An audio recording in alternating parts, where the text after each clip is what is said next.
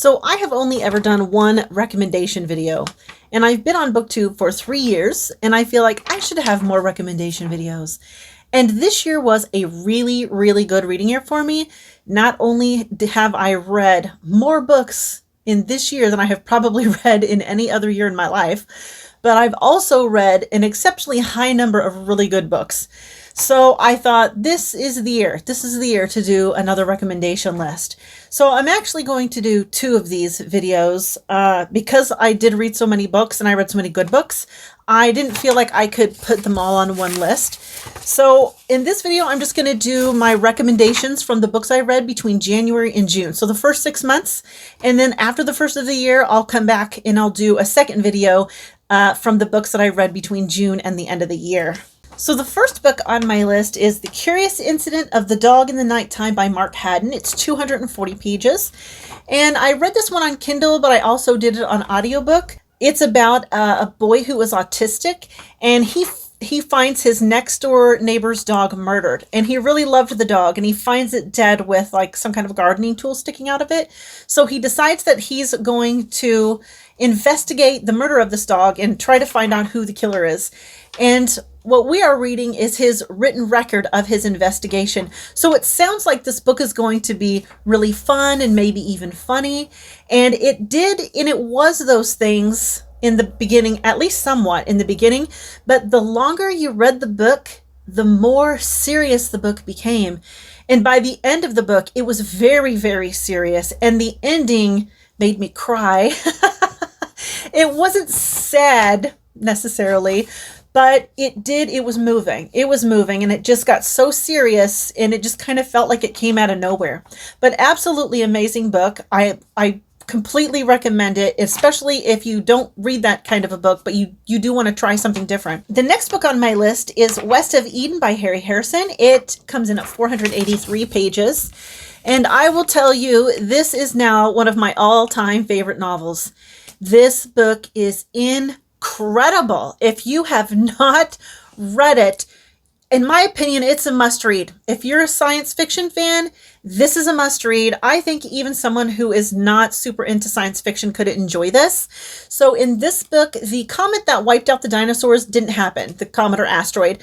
It didn't happen. So the dinosaurs just continued to evolve into a intelligent species. In the time that the Yolani were evolving, humans also started to evolve. Now, since they got a much later start, they are not technologically advanced, and the Yolani are technically advanced at this point.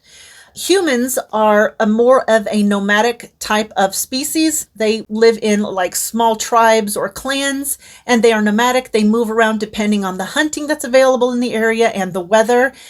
Whereas the Yolani have developed a technology that involves genetic manipulation. What happens in this book is the Yolani are completely unaware that humans exist. And when they discover humans, the humans and the Yolani hate each other on sight. They each think the others are like an animal and are out to destroy each other. So this book covers a lot of topics. It covers social prejudice. It covers war. It covers politics. It covers rape. It covers slavery. This book has so much to say. It just has so much to say, and I'm really rambling about this book because it's so good. So let me put the book aside and I'll get on to the next one. Okay, the next one on my list is fan fiction by Brent Spiner. So I read this during Bookclectic. Of course, it was written by Brent Spiner, who played Data in The Next Generation. And this is sort of a mystery that he wrote based on a real life event. So in this book, he receives a package. Oh my goodness, I cannot remember what was inside the package. But he continues to receive letters from the person who has sent the package, and it's all very threatening. And so he goes through the book trying to stay safe and figure out who is sending these threatening letters and the package. And it was extremely funny. I laughed so many times in this book. Look at all my notes. It was very clever, surprisingly clever, and surprisingly funny. If you are a Star Trek fan, especially a Next Gen fan, you definitely should read this. The next book I want to recommend is called Decatur's Wake by Daniel Wattenberg. It's only 95 pages long, and it is excellent. This is all about when the United States was a new country and it was being plagued by pirates. This man got together a small fleet and took care of our piracy problem. And it was absolutely fascinating. You get a glimpse into a piece of American history that I really didn't know that much about, and this man that I also didn't know anything about. My only complaint is that I wish it had been longer. I wanted to know more about this man. I wanted to know more about that pirate situation that was practically bankrupting us as a country. I wanted to know more about the politics that were going on at the time, because even though I'm not usually interested in politics, this was very interesting to me. So yeah, that was my only complaint, is it needed to be longer and just more comprehensive. But yeah, excellent book. I would definitely recommend it. The next book on my list is The Rise and Fall of the Dinosaurs, A New History of a Lost World by Stephen Brusette.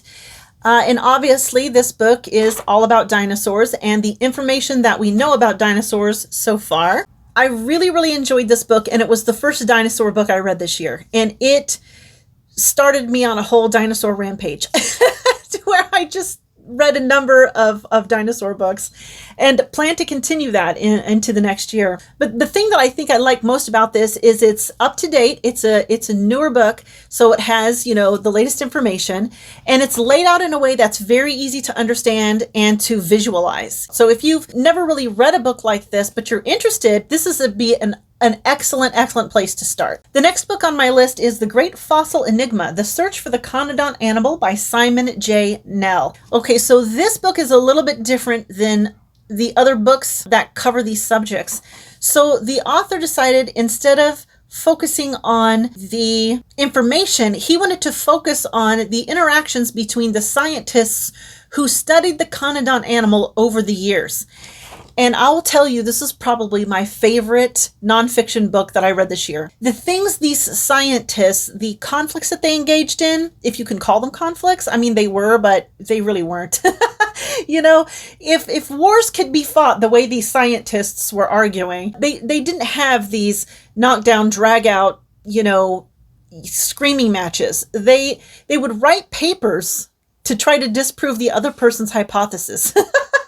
It was just fantastic. I mean, it wasn't all about the conflict, too. There was a very fair amount of people working together, but there was a lot of competition happening. And he covers, not only does he cover all of the human aspect of this, but he also covers all of the information about the Conodont animals as well. There's some really good illustrations in there. He gives you a lot of references for other books.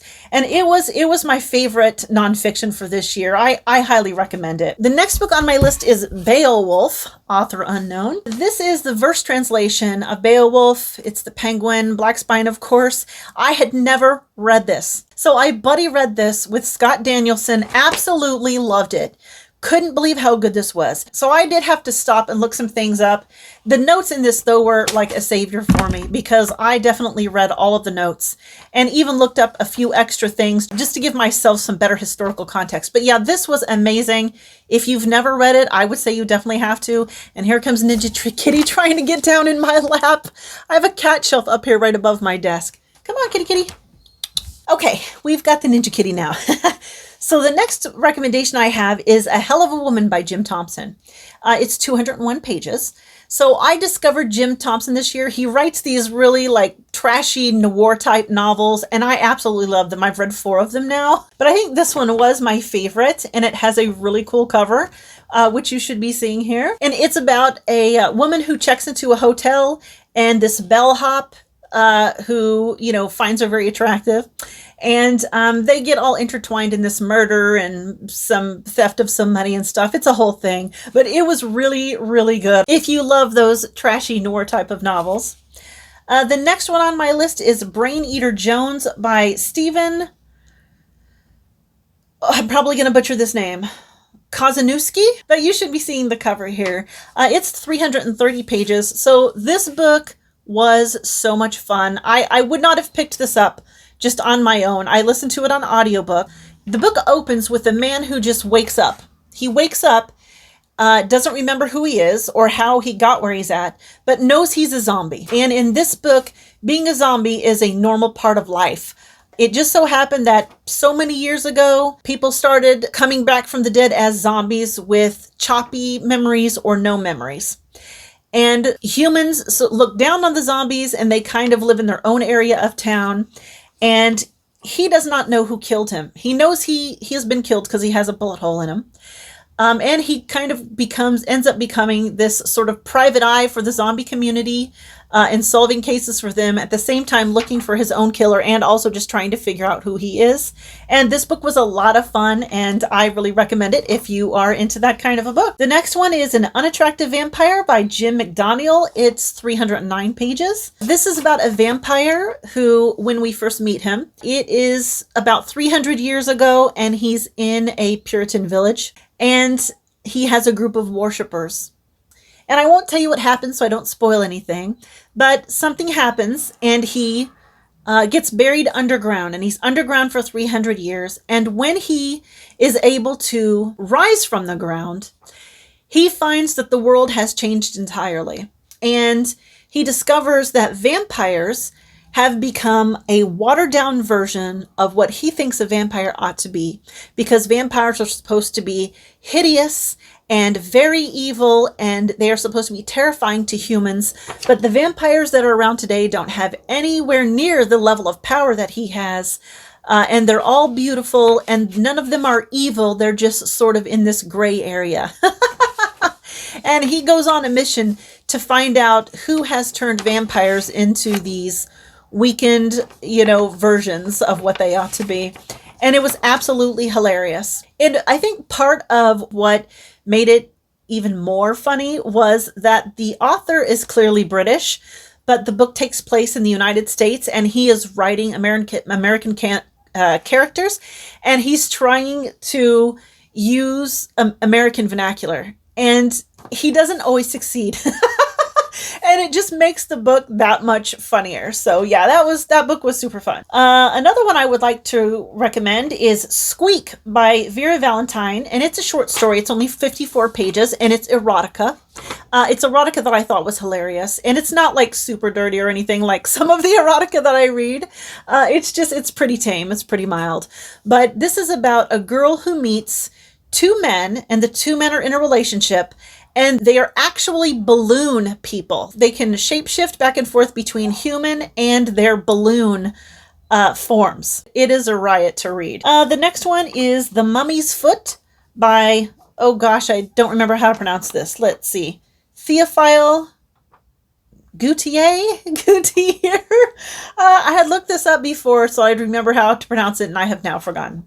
And then the translator is Lafcadio Hearn. I'm probably butchering that name as well, but that is another short story that's only 43 pages, and it's about a man who acquires this artifact, and the artifact is the mummified foot of an Egyptian mummy, and he has the foot sitting on his desk, and at some point the owner of the foot shows up to reclaim the foot. And that's all I'll say. But it was both funny and intriguing. I really, really liked it. I especially liked the ending. So yeah, those are my two short story recommendations. Okay, that's actually the end of the recommendations. So like I said, after the first of the year, I'll come back and I'll do another recommendation videos from books that I read for the second half of the year.